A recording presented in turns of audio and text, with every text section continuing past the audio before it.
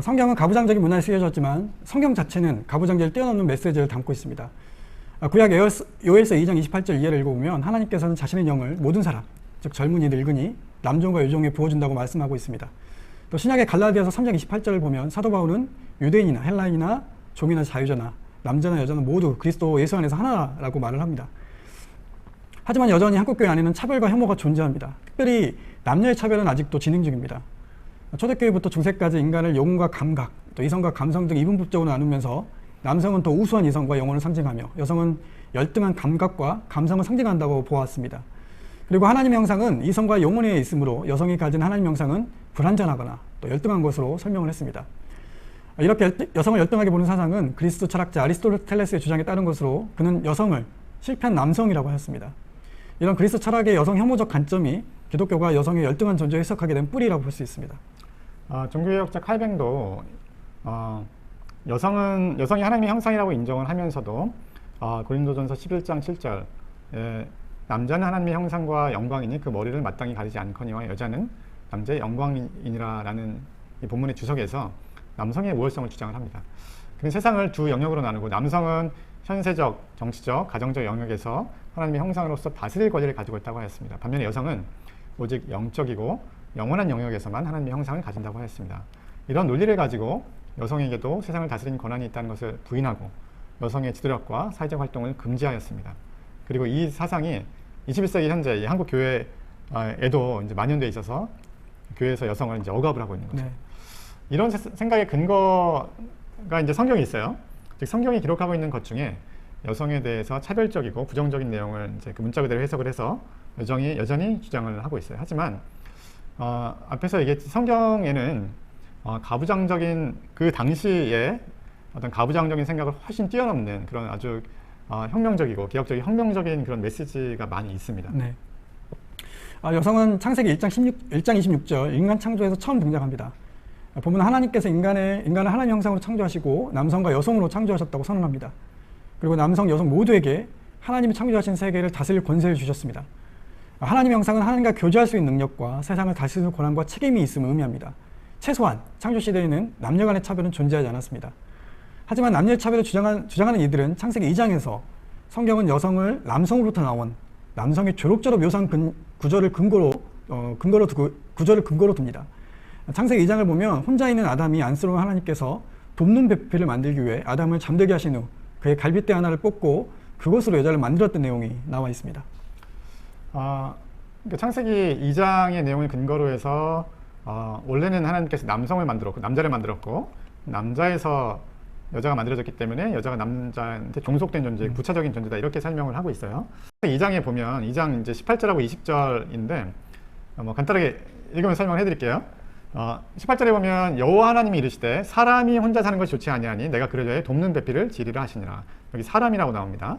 창세기 2장 20절에 보면 아담이 모든 가축과 공중의 새와 들의 모든 짐승에게 이름을 주니라. 아담이 돕는 배필이 없으므로 이렇게 기록이 되어 있어요. 그래서 18절에선 사람이라고 표현을 하고 20절에선 아담이라고 표현을 하는데 이 단어의 히브리어 원어인 이제 아담이 히브리어 원어인데 아담이 동일한 단어예요. 18절과 20절. 이 아담은 두 가지 의미가 있어요. 첫 번째는 사람이라는 의미가 있고 두 번째는 남자라는 의미가 있습니다. 근데 우리 개역개정 성경에서 18절에서는 사람으로 이제 번역을 했고 20절은 아담. 네. 아마도 남자를 의미하는 상징하는 이제 용어로 번역을 했는데 근데 사실 같은 히브리어죠. 그래서 20절의 아담을 남자로 해석을 하는 건 약간 무리가 있다고 볼 수가 있을 것 같아요. 사실 남자 여자라고 한다면 대립적인 어떻게 보면 완전히 분리된 개념인데 여자가 없는 데까지 남자가 있을까 이런 생각이 들기도 하고 그래서 18절의 사람과 20절의 아담도 사람 남성과 여성이 구분되기 이전에 사람으로 보는 것이 올바른 해석이라고 많은 학자들이 생각을 하고 있습니다. 그래서 아담이 잠들었다는 표현은 남자가 잠들었다고 보기보다는 사람이 잠들었다라고 해석하는 것이 이제 올바른 해석이라고 볼 수가 있습니다. 그리고 여자를 돕는 배필이라고 표현하는 구절을 두고 여자는 남성을 돕는 보조적인 존재로 창조되었다고 해석을 합니다. 이 구문을 근거로 해서 여성을 어떤 남성의 조력자, 보조자의 역할로 이렇게 제안을 하는 경우가 있는데 그런데 돕는 배필의 히브리어 뜻은 마주보며 돕는 자라는 그런 의미인데 여기서 돕는 자, 에제르는 히브리어 언어인데 에제르는 오히려 능력이 있는 존재가 어떤 연약한 그런 사람을 도울 때 사용되는 단어입니다. 그리고 마주보는, 케네그도라는 마주보는이라는 표현은 어떤 수직적인 관계에서가 아니라 수평적인 관계에서 서로 이제 보고 있다는 것을 의미합니다. 그래서 이 말은 남녀 간의 동등성을 강조하고 있고, 남성과 여성이 서로 부족한 점을 도와주며 살아가는 평등한 관계라는 것을 의미를 해요. 이 에제르가 또 다른데 이제 성경에 다른데 기록된 것이 있는데 돕는다고 할 때 이 에제르의 의미가 시편 54편에 보면 하나님은 나를 돕는 이시며 주께서 내 생명을 붙들어 주시는 이신이다 이렇게 기록이 되어 있는데 하나님이 인간을 도울 때 이 돕는다는 용어가 이제 에제르입니다. 똑같은 의미. 그래서 여성이 남성이 돕는 배필로 하나님께서 창조하셨다고 할 때 그 남성을 도운 여성을 보조적인 존재로 이제 해석하는 것은 좀 무리가 있습니다. 하나님이 인간을 도우시는 것처럼 여성이 남성을 돕는다고 할 때 어떤 의미에서는 여성이 더 능력 있고 우월한 존재라고 해석을 할 수 있는 여지가 충분히 있습니다. 네. 그리고 전통적으로 교회에서 여성은 남성을 죄에 빠뜨린 유혹자라고 또 해석을 하죠. 존 밀턴의 신라곤에서는 아담은 먹지 않으려고 망설였다. 더 좋은 지식을 버리고 속지 않으려고 주저했다. 그러나 여성의 매력에 어리석게 넘어가고 말았다라고 말하고 있습니다. 이 견해는 초대교회부터 현대까지 교회가 하와, 그러니까 여자를 바라보는 일반적인 시각입니다. 또한 창세기 3장 16절을 이 문제와 연결시켜서 하와가 남편을 유혹하는 죄를 지었기 때문에 남편에게 복종하는 벌을 받았다고 해석했습니다. 여성이 남편에게 종속되고 다스림을 받는 것은 이런 유혹의 대가이며 이것은 모든 남편과 아내가 지켜야 될 규율이라고 보았습니다. 이런 해석은 여성을 부정적이고 정석적인 존재로 보는데 큰 역할을 하였습니다. 그런데 정말 그럴까요? 창세기 3장에서 뱀이 여성을 유혹한 건 분명합니다.